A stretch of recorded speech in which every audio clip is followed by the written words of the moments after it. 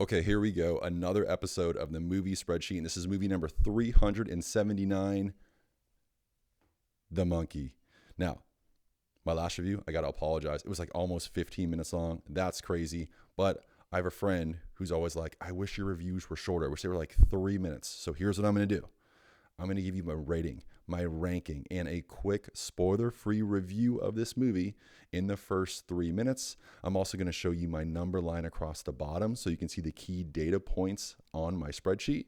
I'm going to spin this amazing wheel right here, and one of these is going to pop up, and I'm going to choose. Then I'm going to know essentially what movie I watch next. And then in the second half of the video, I'll give you the spoiler-filled review of this movie. So I don't have any more time left to waste. Let's get right into it. The Monkey. Overall score, 9.8 out of 10. And I'm not joking. This is a legit score, a 9.8, making this movie number 7 of 379 on the movie spreadsheet. Wow.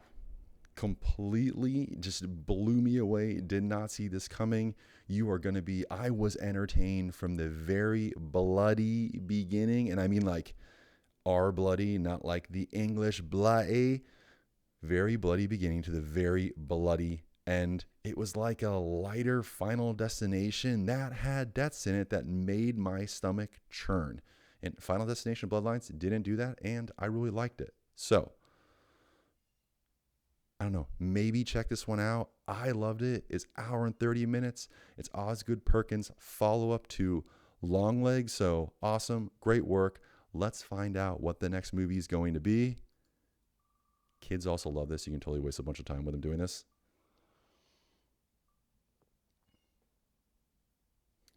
I'm not going to lie, I'm pretty disappointed that's eeny meeny. Remember, if you comment movies you want me to watch, I'll add them to this and it can possibly get chosen.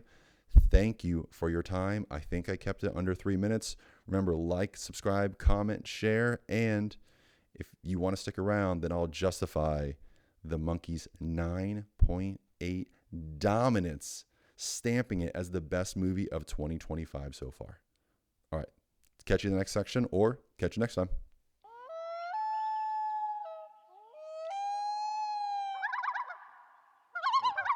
Okay, I'm going to assume that if you made it this far, it's because you think I'm crazy and you want to hear how this absolute lunatic justifies a 9.8 on the movie spreadsheet for The Monkey. So, 1, spoilers. 2, let's talk about it. And let's first talk about the entertainment, because this is a movie I didn't want to stop, so much so that I stopped it twice. You ever watch something that's so good that you like pause it because you don't want it to be over? That's what I did with this movie twice. It just hooks you. It was so good. Achievement of goal. Phenomenal. This is a horror comedy. If this is what horror comedy is supposed to be, because I really hate this genre until The Monkey, then I'm all for it.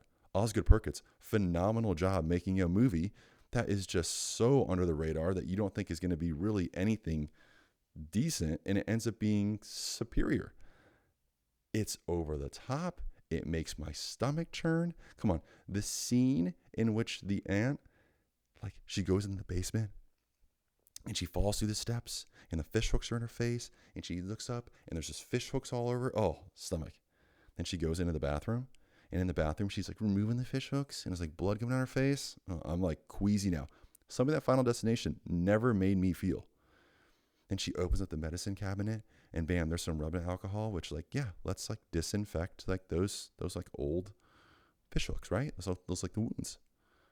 And then all of a sudden, what does that smell? Oh, it's gas coming from the stove. Is it gas coming from the stove? What should I do? Let me smell. The broom vase is on fire. Runs outside, steps in a vase, hobbling around, trips, falls into the end of a mail post spike. Wow.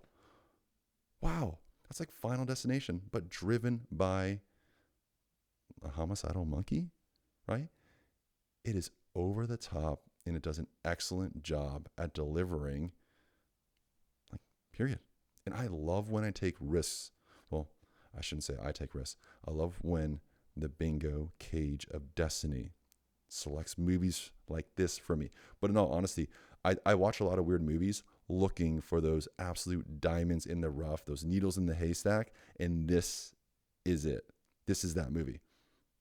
Now, in Final Destination Bloodlines, I hated the very last scene, right? Like when something happens, because I don't want to spoil anything for you, but when something happens and they end up just kind of like wrapping up the movie, like right there. And it's like, why did I just watch everything then?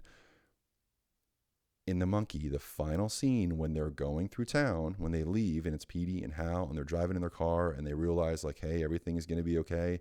But then you see airplanes on fire and there's a random person who's dead, like with a surfboard through them and through part of a tree, I think.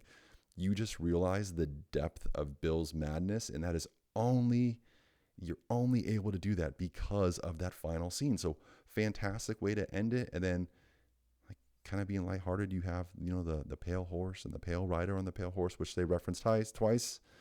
And then you have the absolute like final carnage, which is like the school bus cheerleaders all sticking their head out the window and a semi coming by, and whoosh, that's all of them. It was just, wow.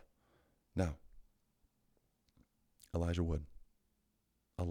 Wood is making choices to be in movies that end up being pretty good.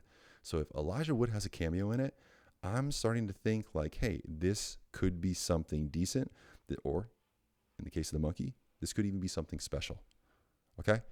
Now, again, I love movies like this because you assume so little of it. You expect so little of it. And then when it delivers, it feels fantastic. Now, probably for most people, they're going to be like, no, this movie is a 4 or a 5 or even less. But I watch movies. I don't interpret them.